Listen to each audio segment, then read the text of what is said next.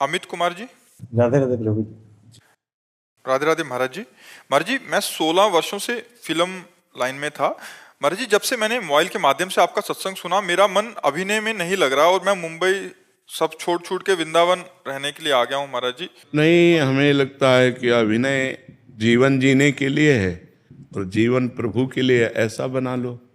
अभिनय करना जीवन जीने के लिए है, अर्थ मिलता है और अर्थ से हमारे जीवन का पोषण होता है और जीवन प्रभु के लिए कर ले तो इसमें कोई परेशानी नहीं होगी। अभिनय कोई निषिद्ध बात नहीं है कि हम त्याग करें, ऐसी बात। हाँ, भगवान का जब हम सत्चिंतन करने लगते हैं तो फिर असत बातों में मन नहीं लगता, ये बात तो है। लेकिन जीवन जीने के लिए भगवान ने हमें यहाँ भेजा है, अपना अपना रोल है, सब अभिनय कर रहे हैं, सबका अभिनय, कोई माता का अभिनय, कोई पिता का अभिनय, कोई पति का अभिनय, कोई समाज के बहुत बड़े पद का अभिनय, सबको अभिनय। तो आपको जो अभिनय मिले वो आप अभिनय करो और भगवान का भजन करते रहो, तो क्या परेशानी है? नहीं, हाँ ऐसा करो, क्योंकि जीवन सबका एक रोल है, सबको अभिनय करना पड़ रहा है। अब यहाँ वृंदावन में जैसे, तो वृंदावन में मान लो कैसे रहोगे, कुछ ना कुछ तो अभिनय यहाँ भी करना पड़ेगा नहीं करना पड़ेगा। तो यहाँ कोई गलती का होने का चांस अगर हो तो हमें लगता है दूर रह के वृंदावन का चिंतन करे तो ज़्यादा अच्छा है। यहाँ रहकर अगर कोई हमसे पाप बनने लगे, कोई गंदी बातें बनने लगी, गंदे आचरण हो जाए, तो हमें लगता है दूर रहकर यहाँ आओगे तो तत्काल पाप नष्ट हो जाएंगे, क्योंकि धाम है ना, और धाम में पाप बन गया। मान लो जवान शरीर है, अब कहीं इधर उधर किसी से गंदी बातें हो जाएं तो सब गड़बड़ हो जाएगा ना। मैं सोचता हूँ छोड़ के यहीं रहे लगो प्रभु जी, मन नहीं लग रहा बिना बिल्कुल। बाबा जी बन रहा है क्या? मैं तो वैसे ही सोच रहा था। अरे बहुत कठिन है बाबा जी बनना, बहुत कठिन है बाबा जी बनना, सच्चाई का बाबा जी बनना। सच्चाई में चलने में हमें लगता है कि अगर भेष ना रखे और सच्ची भक्ति की जाए तो और ज़्यादा अच्छा है। मान लो अब हम लोग दूसरों के द्वारा दिए हुए अन्न, पैसा, कपड़ा लत्ता, उनका प्रयोग करके भजन कर रहे हैं, तो हमारे भजन का हिस्सा वहाँ भी तो जाएगा। और आप मेहनत करके रोल करके कमा रहे हैं और खा रहे हैं और सच्चाई से भजन कर रहे हैं, तो आपका भजन आपके पास ही है। तो हमें लगता है जब कभी ऐसा कोई बैरागी अच्छा तो भले संत बन जाए, नहीं तो हमें लगता है संत बनना अब कलिकाल में धीरे धीरे कठिन हो रहा है, संतत्व में चलना। अब ऐसे ढोंग करना तो बहुत, लेकिन सच्चाई से चलने में बच्चों बहुत कठिन बात है, बहुत कठिन बात है। इसलिए हमें लगता है साधु वेश तो धरो मति, साधु बनो, अंदर से साधु बन जाओ और भेष संसारिक रखो और मेहनत करके कमाओ खाओ, दूसरों को खवाओ और खूब भजन करो, ये बढ़िया है। ठीक है, हाँ सर। शिवपाल जी, जज्जर, हरियाणा से। राधे राधे महाराज जी।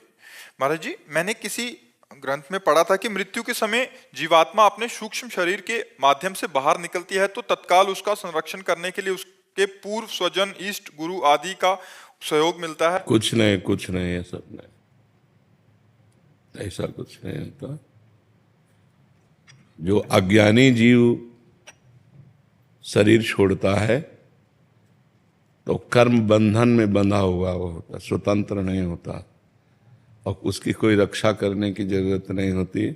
वो दो प्रकार की गतियों को प्राप्त होता है, या तो नारकी गति को, और या पुण्यात्मा है तो स्वर्ग गति को। अगर स्वर्ग गति को जाता है तो देवलोक से आते हैं उसको लेने के लिए, अगर नरक गति को जाता है तो यमदूत लेने के लिए आते हैं। हरि गुरु सबकी रक्षा करते होते तो बात बन गई होती ना, सबकी बात बन गई होती। और जो भक्त है उसका जब शरीर छूटता है, जो वास्तविक भगवान की भक्ति करता रहा है, अंत समय में स्मरण हो गया भगवान का, तो भगवान को प्राप्त हो जाता है। अगर अंत समय स्मरण नहीं हुआ उसका तो पुण्यवानों के लोकों में जाकर के सुख भोगता है।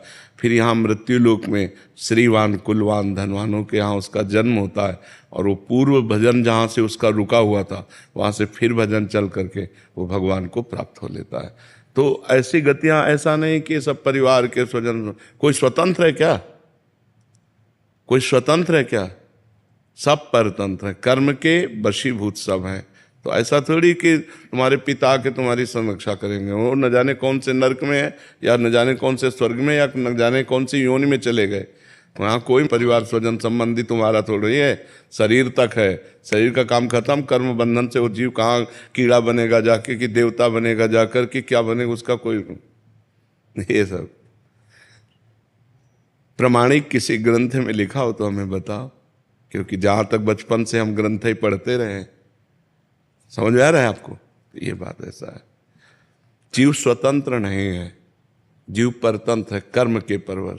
और जिस दिन कर्म पर विजय प्राप्त कर ली उसने, तो फिर वो तो भगवान का स्वरूप हो गया। ब्रह्मविद ब्रह्मविद भवति, वो तो परमात्मा स्वरूप, उसका कहाँ आना जाना है।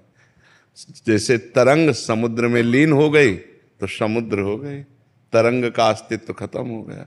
तो जब जीव को ज्ञान हो गया तो ब्रह्मविद ब्रह्मविद भवति, वो ब्रह्म स्वरूप हो गया, उसका कहीं आना जाना नहीं, सर्वत्र व्याप्त कण कण में परमात्मा में लीन हो गया, समा गया। जैसे तरंग समुद्र में लीन हो गई, अब खोजने पर भी तरंग नाम पता नहीं चलेगा। तरंग वायु विकार, तो जीव माया विकार, माया विकार नष्ट हुआ, परमात्मा स्वरूप हो गया। जब आना जाना है तो वो जहाँ आना जाना है वहाँ के पार्षद ले जाएंगे, माता पिता परिवार ये सब, इन सब का प्रवेश नहीं है।